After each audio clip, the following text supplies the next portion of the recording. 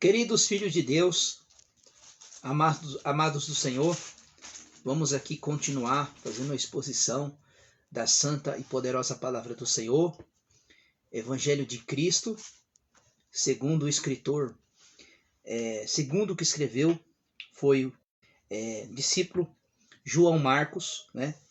Assim como o apoio do apóstolo Pedro. Então nós vamos dando continuidade no capítulo 2 do Evangelho de Marcos. Então diz assim a palavra de Deus. Alguns dias depois, Jesus, outra vez em Cafarnaum, e o povo soube que estava em casa. Veja aqui, quando Jesus inicia o seu ministério, ele se inicia ali na região de Cafarnaum, da Galiléia. Então, Jesus aqui estava em casa. Ou pode ser que ele estava na sua casa ou não estava na casa de alguém. E logo se ajuntou tanta gente que ainda nos lugares junto à porta cabiam. Ele anunciava a palavra, quer dizer, anunciava o evangelho. E vieram ele, descobriram o telhado aonde estava e fazendo um buraco, deixaram o leito que estava o doente. Então, veja que esta casa estava muita gente, porque ali Jesus estava anunciando o evangelho dele e o evangelho do Pai, né? Porque Jesus e o Pai é uma unidade. E agora esses 4 homens não por onde passar pela porta ou entrar porque a casa estava cheia, eles vão e descobrem o telhado e desce aonde Jesus estava. E Jesus, vendo a fé deles, disse ao paralítico: Filho, perdoados estão os teus pecados. Veja aqui que Jesus ele usa da autoridade de Deus, né? Nós cremos que Jesus ele veio de uma forma humana e da forma divina Deus. E aqui algo interessante que vai mostrar aqui, né? Segundo as doutrinas testemunha de Jeová, que nega Jesus como Deus. Se ele não fosse Deus, ele não tinha autoridade de perdoar pecado, porque o único que pode perdoar o pecado do homem, a não ser Deus. Estava ali assentado alguns dos mestres da lei e raciocinava no seu íntimo, quer dizer, dentro do seu coração eles estavam arrazoando. Como é que pode ele perdoar pecado senão Deus? Veja aqui que nós temos aqui 2 atributos que está em Jesus e que também Deus está. Primeiro, só o único que pode perdoar pecado é Deus, e agora um atributo da onisciência, porque ele estava conhecendo o que estava dentro do coração do homem. Só Deus tem esse atributo, mostra que Jesus também é Deus. Versículo 8. E Jesus, conhecendo logo em o seu espírito, assim pensava, ele disse: Por que não pensais sobre estas coisas em vossos corações? Veja que Jesus, ele conhecia o que estava dentro do coração daqueles homens. Jesus tem a onisciência. Ele conhece todas as coisas. Então ele conhece aquele coração daqueles homens e como ele também conhece o nosso coração. Como é mais fácil dizer ao paralítico os teus pecados ou dizer levanta, toma o seu leito e anda? Ora, para que saibais, o Filho do Homem tem na terra poder para perdoar pecados.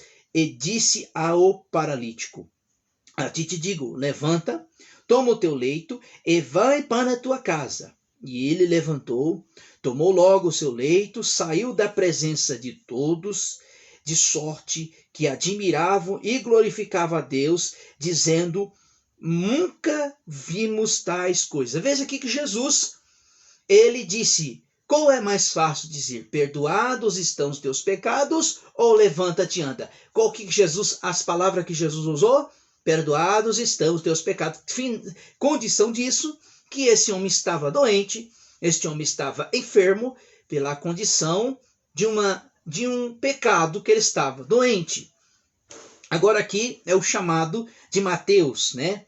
Que tem por nome Levi. né? Ele era um cobrador de impostos, né? Ele trabalhava para a arrecadação dos impostos do Império Romano, né? E Jesus tomou e saiu para o mar, e toda a multidão ia ter com ele e o ensinava. E passando viu Levi, quer dizer, Mateus, o filho de Alfeu, assentou-se na coletoria e dizendo, segue-me, e levantou e o seguiu. Quando Jesus estava jantando na casa de Levi, na casa de Mateus, muitos cobradores de impostos e pecadores estavam sentados à mesa com Jesus e os seus discípulos, pois eram muitos os que tinham seguido. Veja aqui que quem é que seguiu Jesus? Os pecadores, os cobradores de impostos, né? Tudo aquilo que os religiosos desprezavam. Agora Jesus está próximo deles, está intimamente com esses pecadores. E quando os mestres da lei, os fariseus, viram comer com os cobradores de impostos e pecadores, e disseram aos seus discípulos, por que come e bebe com os cobradores de impostos e pecadores?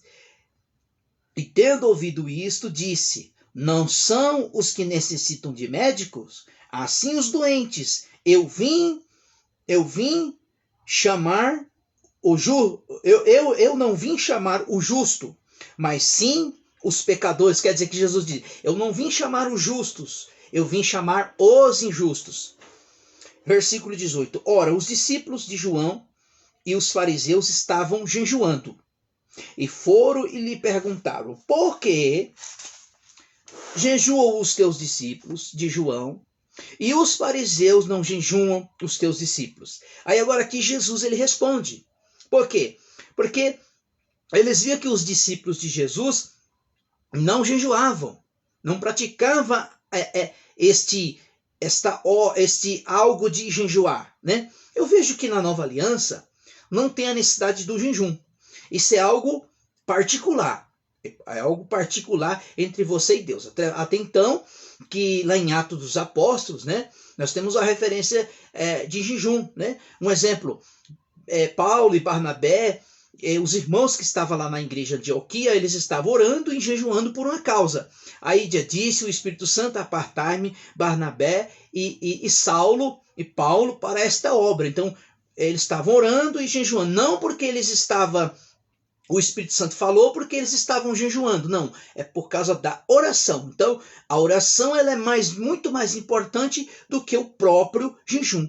Né? Aí o que Jesus disse aqui? Ó, e respondeu Jesus, pode os convidados para o casamento jejuar, enquanto com eles o noivo, enquanto consigo o noivo não pode jejuar?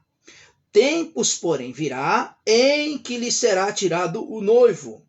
Aquele dia jejuarão. Ninguém... Vou parar aqui. Veja aqui o que Jesus está dizendo aqui. Como é que os discípulos precisavam de orar? Não. Eles precisavam de jejuar? Não. Por quê? Porque o noivo estava com ele, Cristo estava com eles. Mas Jesus falou assim, olha, mas o noivo vai ser tirado. Mas vai chegar um tempo que eles vão precisar orar, que eles vão precisar jejuar, porque o noivo será tirado. Só que aqui Jesus, ele faz uma observação aqui. Observação da lei. Né? Por que eles não precisavam orar e nem jejuar? Porque Cristo estava. Né? E aqui eles fazem questão, como é que você coloca remendos novos em panos velhos? Vinhos novos em odres velhos. Está falando aqui em questão da lei. Então, não se pode colocar algo da graça dentro da lei. Por quê? É remendos novos em coisas velhas, coisas abolidas por Cristo. Olha só que coisa interessante. O tempo, porém, virá em que lhe será tirado o noivo.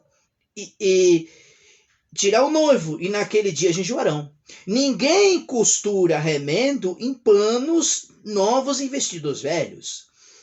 Se o fizer, o remendo novo rompe o velho e rasga, ficarão maior.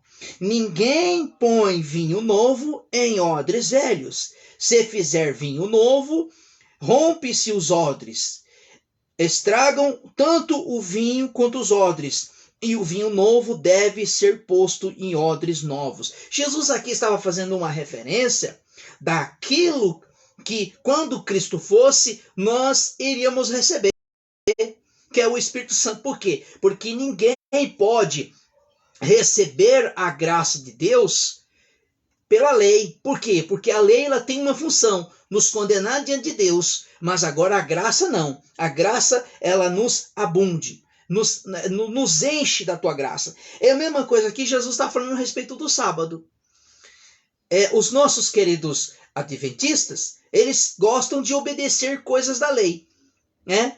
Pensando que guardando um dia de sábado é por meio de santificação. Não, a santificação hoje ela vem através de quê? Através do Espírito Santo e através da sua palavra e da oração.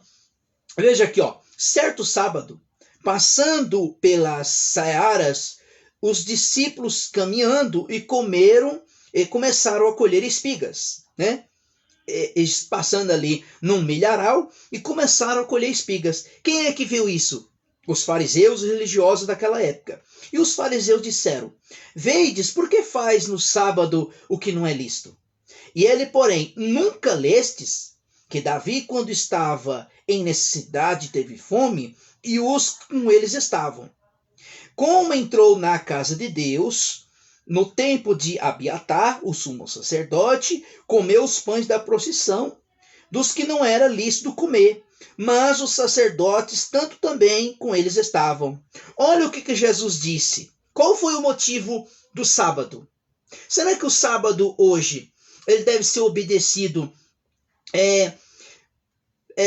para os gentios ou para Israel? Porque a ordem sabática ela não foi para os gentios, ela foi para o povo de Israel. Nós vamos ver isso em Êxodo 31 e Êxodo 35. Não vou ler, que não vamos tomar muito tempo falando sobre isso. Mas então disse: o sábado foi feito por causa do homem, e não o homem por causa do sábado, porquanto o Filho do Homem é até Senhor do sábado. Você não vai ver, de Gênesis a Êxodo 20, Deus dando ordem sabática. Não, só depois de Êxodo 20, que foi um repouso, um descanso para o povo de Israel. Era para o povo fazer memória do Senhor daquele dia. Então, hoje o descanso para o povo de Deus, para os crentes em Jesus Cristo, é Cristo. Cristo é o nosso descanso. Então, o sábado, ele foi temporal, até que chegasse a Cristo. Hoje o descanso para nós é Jesus.